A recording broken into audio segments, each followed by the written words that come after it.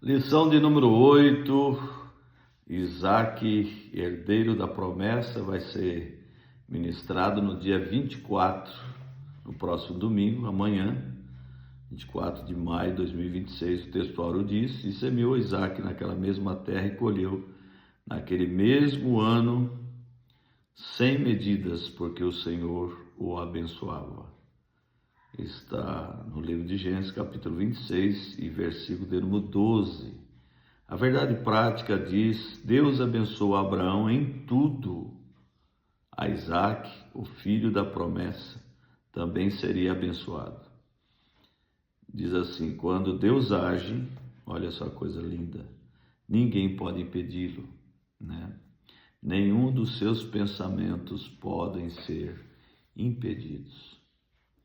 Então, verdade prática, Deus abençoou Abraão em tudo. Olha como é importante, né? Em tudo. A introdução desta lição fala da história de Isaac, né? Que mostra que as promessas que Deus fez a Abraão terminaram ou termina em uma geração, não termina em uma geração. O Senhor havia prometido abençoar Abraão e da mesma forma abençoou também Isaac, o seu filho, né, a sua geração, aqueles que vieram após Abraão. Ainda diz que quem abençoasse Abraão seria abençoado, quem amaldiçoasse também seria amaldiçoado. Então, nessa lição aprenderemos que Deus cuida dos seus servos em tempos difíceis, né, em tempos mais angustiosos, mais cheio de problemas. Deus cuida de nós e confirma as suas promessas e honra aqueles que permanecem obedientes. Deus é assim. Também veremos que a sabedoria, a paciência e a confiança em Deus podem evitar muitos conflitos. Veja só, paciência, sabedoria e confiança, né? É bom salientar que sabedoria só Deus tem, mais ninguém. Sabedoria não se aprende na escola, sabedoria não nasce com ela, sabedoria só Deus tem para nos dar. Já disse Tiago: quem tem falta de sabedoria, peça a Deus. E depois nós vamos ver, o ponto 1, número 1, a fome na terra. O socorro entre os filisteus. Houve fome na terra, assim como aconteceu nos dias de Abraão, em tempos antigos, né? A fome era uma das maiores tragédias que poderia acontecer, pois afetava plantações, rebanhos e famílias inteiras, né?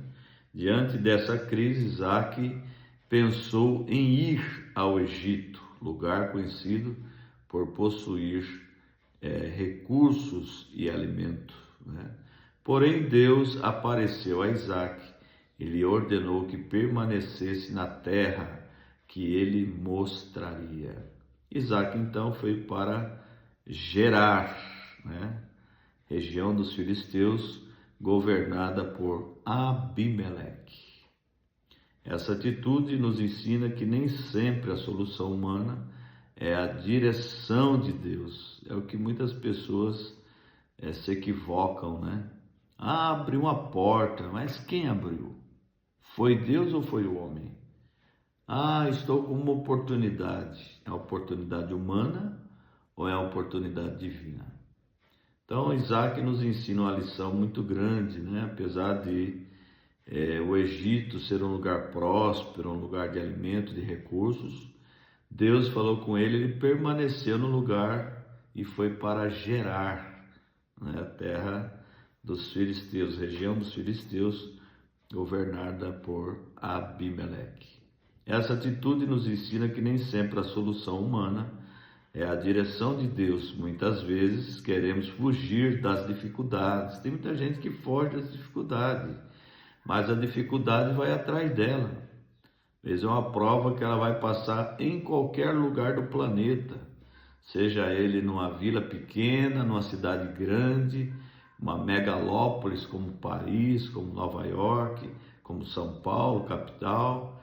vai passar as mesmas coisas, porque ele tem que passar por esse momento de prova, de aprendizado. Então não adianta fugir do problema, né? Tem que resolvê-lo aonde você está, a não ser que Deus fale com você a respeito de alguma mudança. Senão, muito cuidado. Tem muita gente que não observa essas questões da vida e são causados inúmeros prejuízos, tanto familiares, financeiros, ministeriais, por não observar a direção de Deus para a vida, por achar uma porta aberta, alguém fazendo alguma promessa e até às vezes não cumpre as promessas, né? E a pessoa fica frustrada e às vezes até doente, né, com essa situação. Então, quando Deus está conosco, né, quando Deus está conosco, Ele pode nos sustentar até em tempos de escassez. Deus é o Deus da provisão, Jeová Jireh é o seu nome. O ponto 1, número 2, fala sobre a confirmação das promessas. Deus reafirmou a Isaac as mesmas promessas feitas a Abraão, seu pai, né? Dar aquela terra à sua descendência, multiplicar sua geração e abençoar todas as nações através dela, né? Isso mostra que Deus é fiel às suas alianças. O Senhor não esquece aquilo que prometeu. Isso é muito importante. Pode passar os anos, mas Deus não se esquece daquilo que prometeu.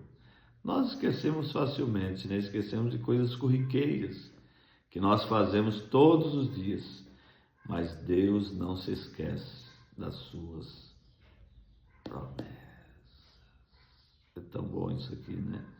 Deus também deseja confirmar, né, suas promessas em nossa vida hoje. Ele continua sendo o mesmo Deus fiel e poderoso, o mesmo Deus fiel e poderoso, né? O problema se repete, número 3 do ponto 1, assim como Abraão, Isaac teve medo de perder a vida por causa da beleza de sua esposa Rebeca, né? Por isso diz que ela era sua irmã. Copiou o pai, né? Copiou o que o pai disse, né? No caso, Rebeca não era nem meia-irmã de Isaac, era parente, né? Era prima, mas não era irmã de Isaac, né? Era filha do irmão de Abraão, né? Enfim, esse episódio revela que até homens de fé possuem fraquezas, né? Fraquezas e limitações, né? Homens de fé também pecam, também erram, né? Equivocam-se. Não existe ninguém perfeito, todos nós somos carentes das misericórdias do Senhor, que é a causa de nós não sermos consumidos vivos, né? Então a Bíblia não esconde as falhas dos servos de Deus, né? A Bíblia, ela mostra, ela nos ensina que devemos depender da graça divina diariamente. Somos carentes da graça, da misericórdia do Senhor em nossa vida. Mesmo diante da falha de Isaac, Deus continuou cuidando dele e protegendo a sua família, porque eles tinham promessa, né? Pessoa que tem promessa está em segurança, né? Está guardado, porque Deus cumpre a sua promessa. O ponto 2, a inveja contra Isaac. Ponto 2, número 1, a inveja dos filisteus, né? Deus começou a prosperar Isaac de maneira extraordinária, muito, muito, muito. Ele cresceu tanto em riquezas, rebanhos e servos que os filisteus passaram a invejá-lo. Isso é uma coisa comum, né? A inveja está em todos os lugares, inclusive nos nossos meios evangélicos, né? No meio evangélico, as pessoas que se destacam sempre tem as pessoas que sentem inveja. Isso é natural do ser humano, né? Infelizmente, né? As pessoas invejosas, que é falta de capacidade, de segurança, né? Quer ser aquela pessoa que Deus está abençoando, que está prosperando, enfim. Isso aconteceu com Isaac, né? Prosperou bastante, né? Ainda hoje existem pessoas que se incomodam quando Deus começa a agir na vida de alguém, né? E de forma que Isaac, ele era um homem muito abençoado, né? E por mais que tinham pessoas invejosas, ele tinha a bênção de Deus próximo a ele, né? Os filisteus chegaram ao ponto de entulhar os poços cavados por Abraão, né? Poços eram essenciais para a sobrevivência naquela região. Ao fechá-los, os filisteus tentavam enfraquecer Isaac economicamente, né? Então eles usavam de uma estratégia para enfraquecer, mas Isaac era um homem de Deus, que tinha a bênção de Deus, as promessas de Deus, e filho do patriarca Abraão, que é o pai da fé. O ponto 2, número 2, abençoado por Deus, mesmo enfrentando oposição, Isaac continuou prosperando, mesmo com oposição.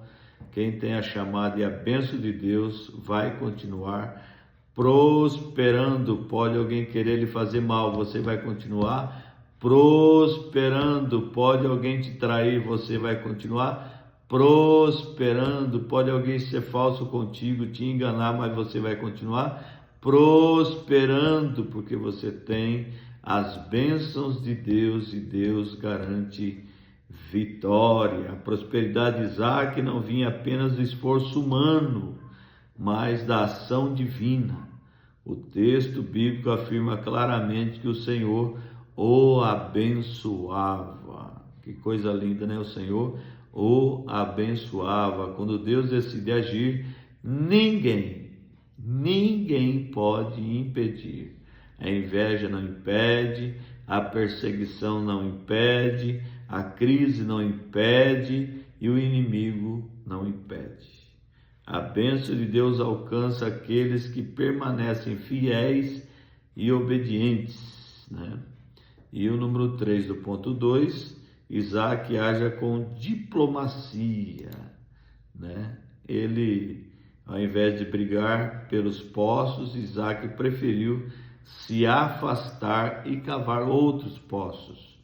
Ele evitou conflitos desnecessários, porque a bênção estava com ele. Independente de onde ele cavasse, Deus ia prosperá-lo e ia ter água no poço. Isso revela a maturidade, né, espiritual.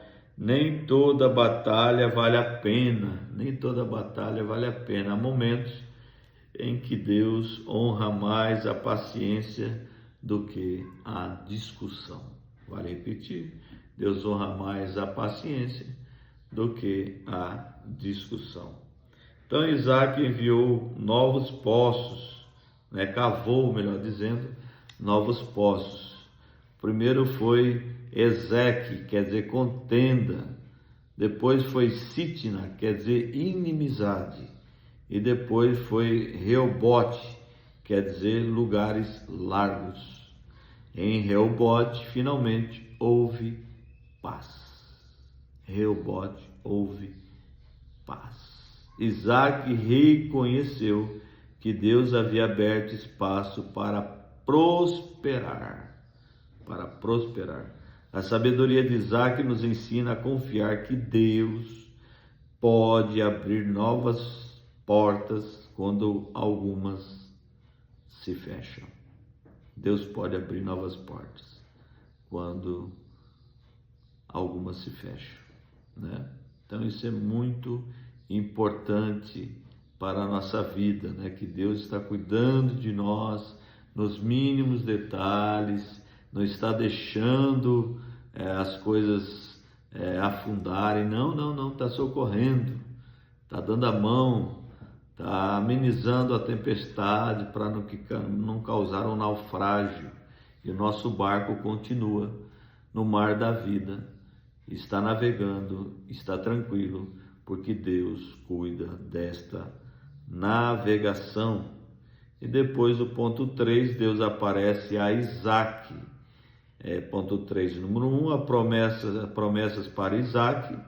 Depois desses acontecimentos, Deus apareceu novamente a Isaac em Berseba. O Senhor disse: não temas, porque eu sou contigo. Palavra forte, né? Que palavra maravilhosa, não temas, porque eu sou contigo. Esta palavra trouxe segurança ao coração de Isaac. Deus reafirmou a sua presença, a sua proteção, a sua bênção. A promessa foi feita também a Abraão. Diante disso, Isaac levantou um altar, adorou o Senhor e armou ali a sua tenda. Toda verdadeira experiência com Deus produz adoração. E depois, por final, Abimeleque faz um pacto com Isaac. Abimeleque percebeu claramente que Deus estava com Isaac, por isso procurou fazer um acordo de paz com ele. Até os inimigos reconhecem a presença divina na vida de Isaac. Quando Deus abençoa alguém, essa bênção se torna visível, todos vão ver, As pessoas percebem que existe algo diferente naquela vida. O pacto entre Isaac e Abimeleque mostra que Deus pode transformar conflitos em tempos de paz. E ponto 3, número 3, o poço de Berseba. Os servos de Isaac cavaram outro poço em Berseba e encontraram água. Isso simboliza, número 1, provisão. Número 2, vida. Número 3, continuidade de promessa. E número 4, a fidelidade de Deus, que ela é imprescindível. Berseba tornou-se um lugar marcante para Isaac, de forma que havia sido antes também com Abraão. Deus estava mostrando que sua aliança permanecia firme, como foi a aliança que foi feita com Abraão para as suas gerações. E para concluir, a vida de Isaac nos ensina que as promessas de Deus continuam vivas, mesmo em meio à fome, perseguição e inveja. O Senhor cuidou do filho da promessa. Aprendemos que Deus é fiel ao que promete. A bênção divina supera a oposição humana. A paciência evita muitos conflitos. Quem anda com Deus nunca está sozinho.